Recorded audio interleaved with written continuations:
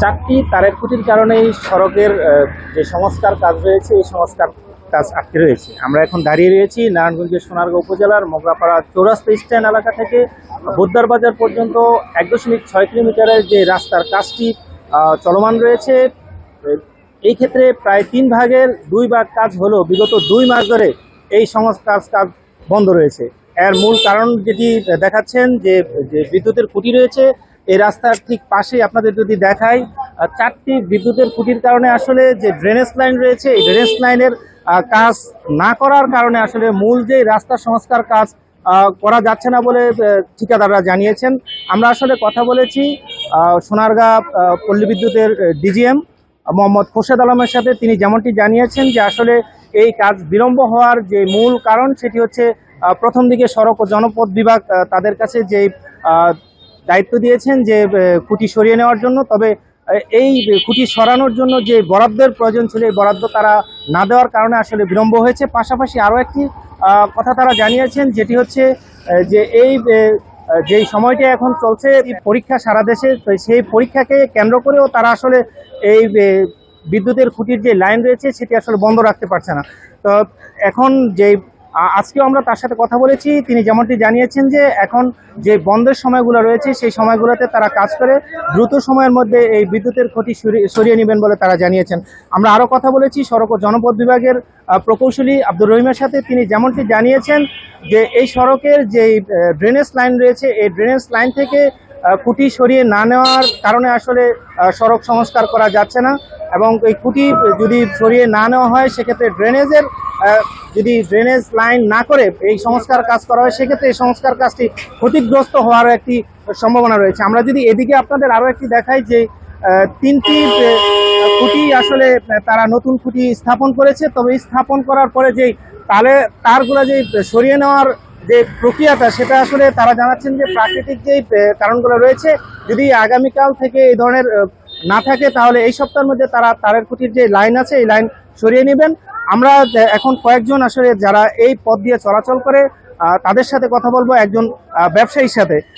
আপনার সাথে আমরা জানতে চাই যে এই সড়ক সংস্কার না হওয়ার কারণে আপনাদের আসলে কি কি দুর্ভোগ পোহাতে হচ্ছে? এই সড়ক সংস্কার না হওয়ার কারণে আমাদের অনেক দুর্ভোগ হচ্ছে।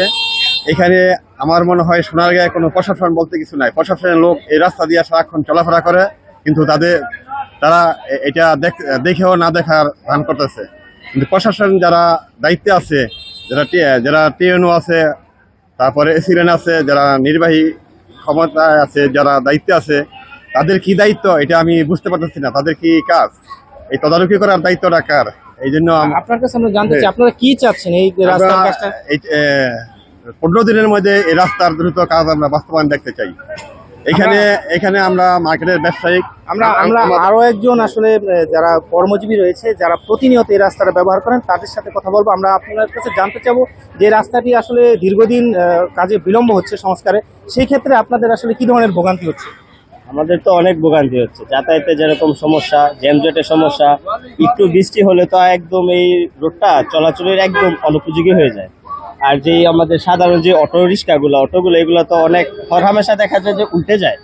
যে রাস্তার যে বেহাল অবস্থা, যে গর্ত জায়গায় জায়গায় পানি জমে যায়, অনেকগুলোই অটো ইতিমধ্যে আপনারা জানেন বা ফেসবুকেও হয়তো বা আপনারা দেখেছেন, অটোগুলো একদম ডিরেক্ট উল্টে যায়। আর এই রাস্তাটা দ্রুত সংস্কার প্রয়োজন, কারণ এটা সোনারগাঁয়ের একটা মেন রাস্তা। আমাদের এটা হচ্ছে থানা রোডের উপজেলা রোড। আমাদের সরকারি যে ইয়াগুলা সব কিছু এই রোডের দ্বারা, ইভেন আমাদের জাদুঘর, তারপরে আরও সব কিছুই এইটাই মেন রোড আমাদের। এই রোডটা যদি এরকমভাবে হয়ে থাকে তাহলে আমাদের অনেক সমস্যা। আমরা চাই এই রোডটা যত দ্রুত সংস্কার করা হয়। আমরা আরও একজন যে আসলে প্রতিনিয়ত এই রাস্তা দিয়ে চলাচল করে এমন একজন ব্যবসায়ীর সাথে কথা বলবো, আসলে তার কি ধরনের ভোগান্তি হয় আমরা জানতে চাই। জি বলেন। প্রতিনিয়ত আমি একজন দোকান ব্যবসায়ী, আমি প্রতিনিয়ত এই রাস্তায় আমার আসতে হয়। এই রাস্তার অবস্থা খুবই খারাপ। এখান দিয়ে স্কুলের স্টুডেন্ট যায়, এখান দিয়ে কলেজের ছেলেমেয়েরা যায়। এই রোড হচ্ছে থানা রোড, পৌরসভা রোড, হাসপাতাল রোড, অথচ এই রাস্তাটা এখন পর্যন্ত মেরামত করছে না। এই রাস্তাতে আমরা চলতে গিয়ে অনেক ভোগান্তি। দেখেন আমার বরকা ভিজে গেছে, ময়লা লেগে গেছে। কলেজের মেয়েরা পরে সাদা ড্রেস, ওদের সাদা ড্রেস কালো হয়ে যায়। কেন হয়? এই এমপি আসে, ওই এমপি আসে, কিন্তু রাস্তার কোনো কাজ হচ্ছে না। আওয়ামী লীগ বিএনপি জাতীয় পার্টি দল আছে, কিন্তু রাস্তার কাজ নাই। বিল্ডিং আছে, রাস্তা নাই, ড্রেন নাই, রাস্তার কোনো মেরামত হয় না, রাস্তার কাজ করে না। আমরা চাই জনগণের পক্ষ থেকে, সোনারগাঁয়ের পক্ষ থেকে রাস্তার মেরামত। এতে আমাদের যতটুকু করণীয় আমরা পাশে থাকবো, আমরা করব, আমরা সুখ সুবিধা দিব।